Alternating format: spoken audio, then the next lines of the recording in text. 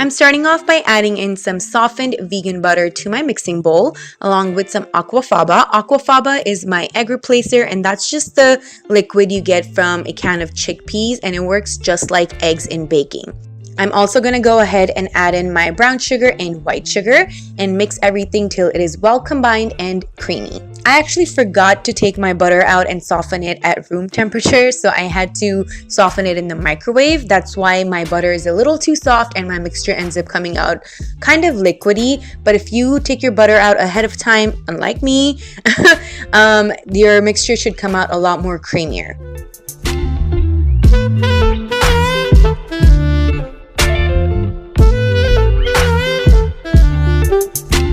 Okay, now I'm going to go ahead and add in my dry ingredients, which is flour, baking soda, baking powder, and a little bit of salt.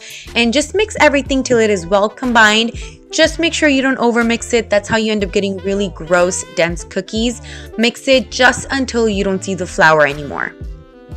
Oh, and also I am doubling up this recipe because I like to store some extra cookie dough in my freezer. So I will go ahead and write down the full recipe in the description box below with all the measurements and everything you need to make this recipe.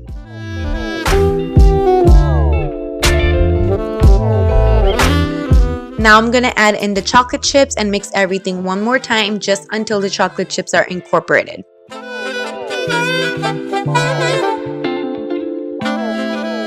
Alright, our cookie dough is all done. Look at this beauty. Oh my god, you guys. This freaking dough is so good. You have no idea. I really hope you guys give this recipe a try. At this point, you can totally go ahead and bake the cookies.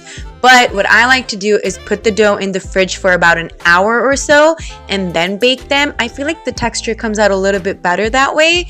But if you don't have time for that, you can definitely go ahead and bake them right when you're done with it. Eternity later.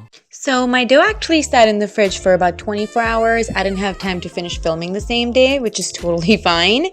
I'm gonna use my handy dandy little cookie scooper. If you don't have this, you can just make little balls with your hands.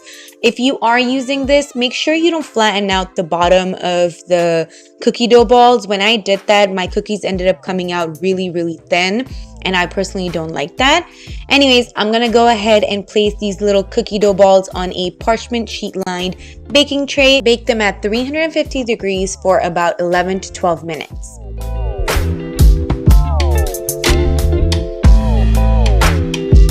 My cookies baked for exactly 11 minutes and I let them cool for about 2 to 3 minutes on the baking tray.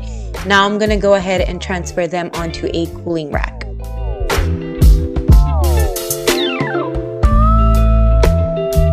At this point, you are all done, honey. You can go ahead and enjoy your cookies, but I like to add in some extra chocolate chips. Yes, who doesn't like more chocolate chips?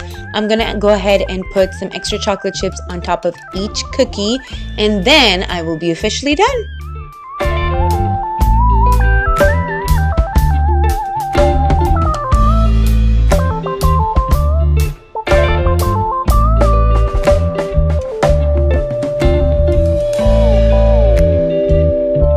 Look at this deliciousness. Tell me that doesn't look freaking amazing. And what goes good with cookies? Some milk. Oh yeah. Alright guys, I really hope you guys give this recipe a try, and I will see you in the next one. Bye!